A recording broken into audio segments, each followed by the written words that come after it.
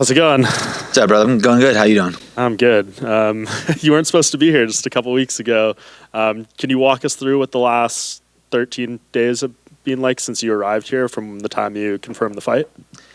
Well, I arrived here yesterday, so the last one day since I arrived here. No, I mean like from the time you agreed to the fight up till when you came here. Oh, yeah, for sure.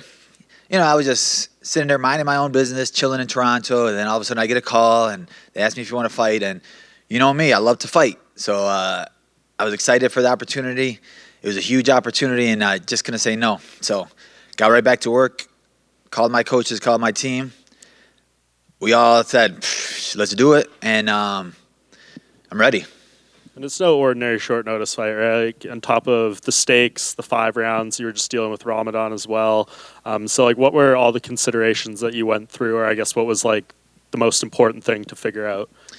I mean, most important thing most of the time when you have a fight is where's your mentality at? Where's your mind at?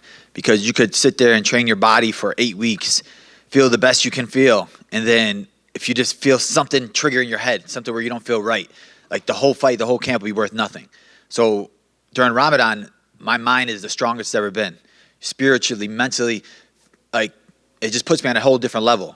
So to know that my mental game was 100%, I didn't care what my body game was. I didn't care what the weight cut was. I didn't care what the rounds were because I knew mentally I could get through anything.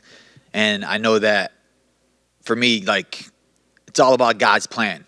And I felt like God put me in that position at that right time to be in that right shape for this one moment, because this moment right here is where careers are made, where legendary stories are told. And to be able to do that off of that, I want people to sit there and be like, how? What did you do? What are you taking? There's nothing that nobody could deny me for after I win this fight Saturday night. Yeah, and like comparing what you went through to a Gilbert, it's different, right? Because he just went through a camp and he just fought. It wasn't the toughest fight in the world, but like, do you think this is a more difficult thing for him to turn around after just fighting, or is it kind of equal? Not really. I mean, for any fighter to have 2 fights off of one camp is the best thing ever, right? Because you didn't take really no injuries in a Masvidal fight. Then they tell you, hey, you want another payday in a couple of weeks. And you're like, oh, for sure, I'm down, because you're in shape, you feel good. But for me, it's different because I was in Miami, I saw it, I felt the energy down there, so I had the mentality of feeling good. But then you still have to get your body right. You still have to. All right, we have to put the rounds in right now, see where we are. We have to see where our timing is. We have to see where our distance level is, our wrestling is, our cardio is, our grappling is. So it's a lot different for me. But no, it's still, obviously you still need respect for taking a fight, because you could have sat there and won the Masvidal fight and, sat in the corner and be like, yo, sat on your place. I said, I'm not fighting anybody but for the title. So for him to accept a fight like me, it's going to be tough, because you're going from fighting a guy like Masvidal who's not as hungry as I am. He has all the money in the world. Now you're going against a starving dog, a guy that wants it more than you do, a guy that's going to die in there. And how are you going to deal with that? And when Gilbert was in here, he said that both of you had been guaranteed a title shot. Whoever wins this fight, that's your understanding as well, correct? Yeah, that's all I needed to hear. I got, you go through every fight and you're wondering what else is next. What do I need to do? Who do I need to beat? Is it going to be 1 more, 2 more?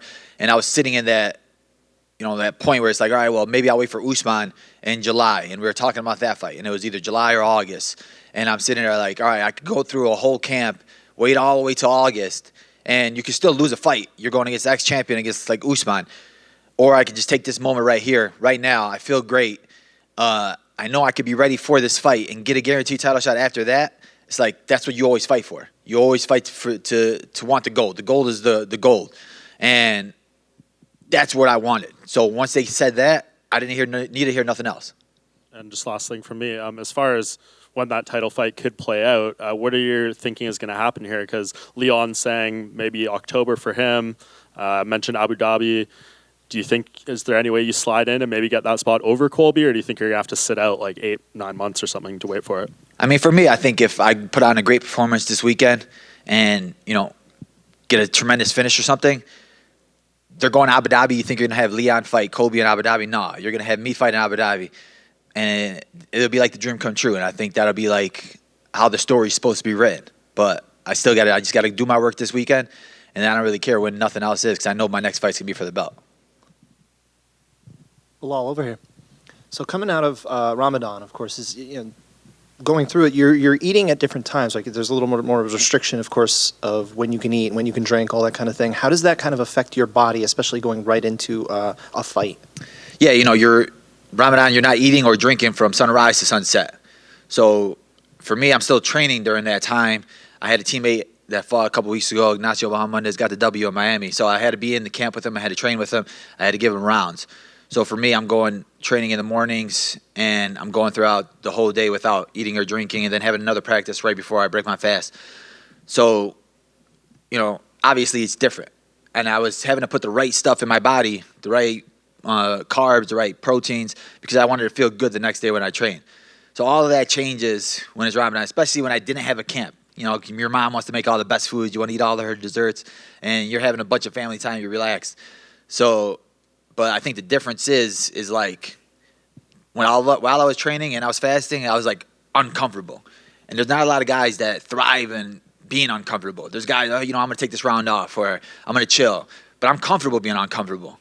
And I think when it comes to fighting, especially a 5-round fight, 4th and 5th round, you get uncomfortable. And that's where the mindset comes to the fact. That's where my mindset from Ramadan is going to play a big factor, where I'm going to be a lot stronger than him mentally there.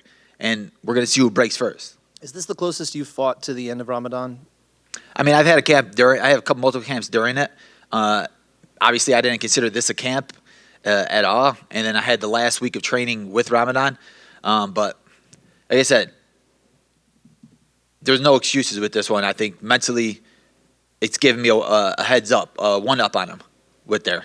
But Saturday night, I'm going to show you guys why Ramadan. Everybody should be doing Ramadan.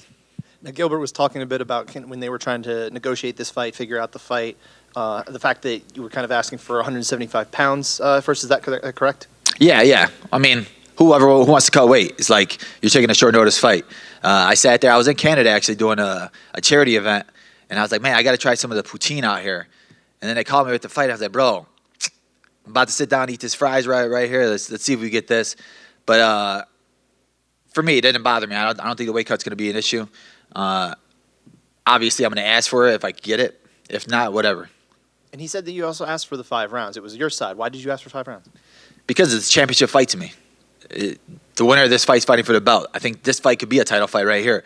So I wanted to have that feel. I wanted to have that championship feel. I wanted to make it feel like this is my title shot. I want it to be that big. This fight is that big. This fight should be for a title. This fight is up there. We're the 2 best welterweights in the division, I think. And Saturday night, it should be for a title. So in my head, my mind, this is the biggest fight of my life, biggest fight of my career, and I'm going to show it Saturday night. If you do earn this opportunity and you go out there and in theory you could be the backup weigh-in for the next title fight, is that something you'd be interested in doing? No, I'm not going to be a backup. Okay. I'm the front up. So I win this fight, I'm next up.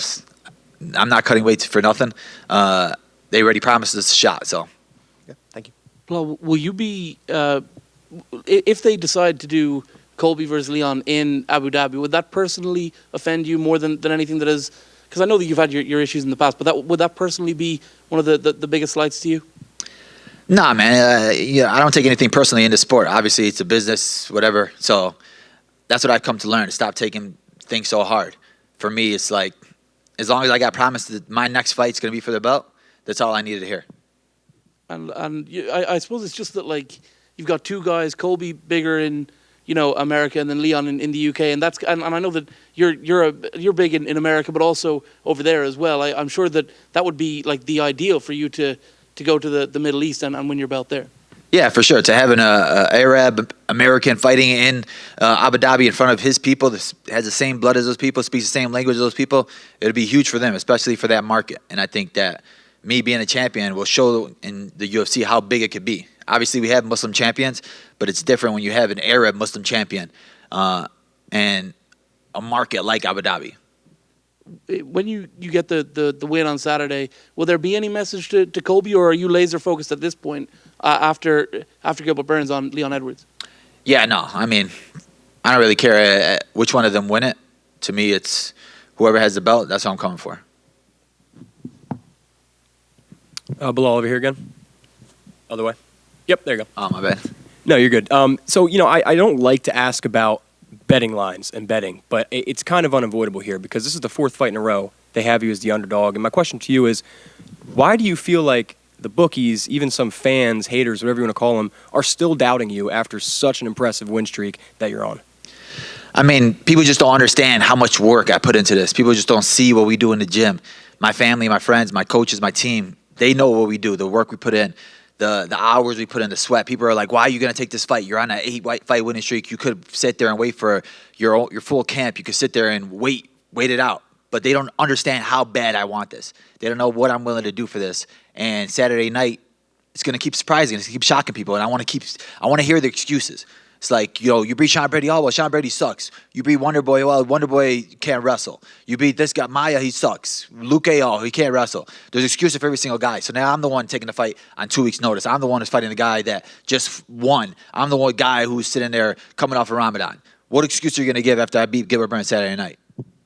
No excuses for me, man. None at all. And like you said, beating Sean Brady, a lot of people were saying that's a grappler-on-grappler fight. And you come in there, knock him out. First knockout since 2016. What did that do for your confidence?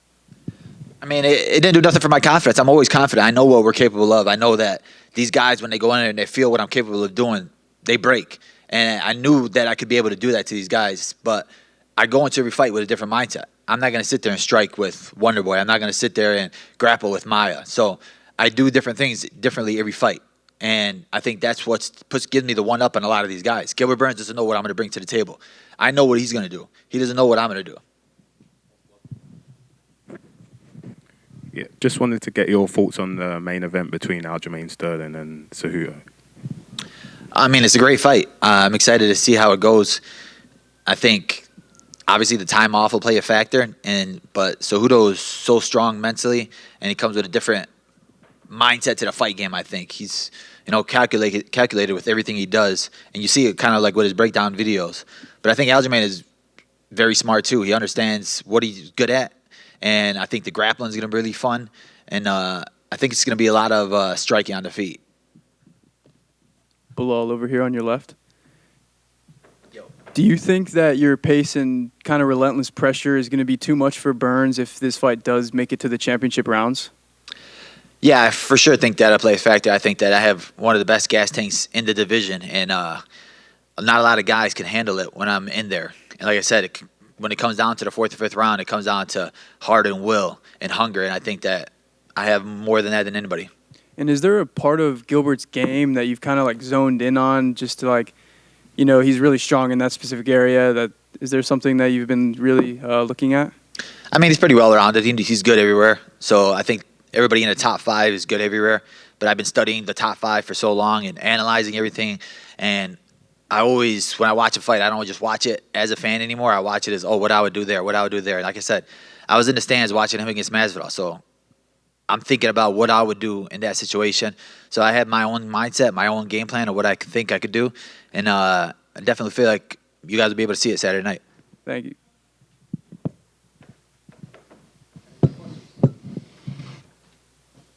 Gracias.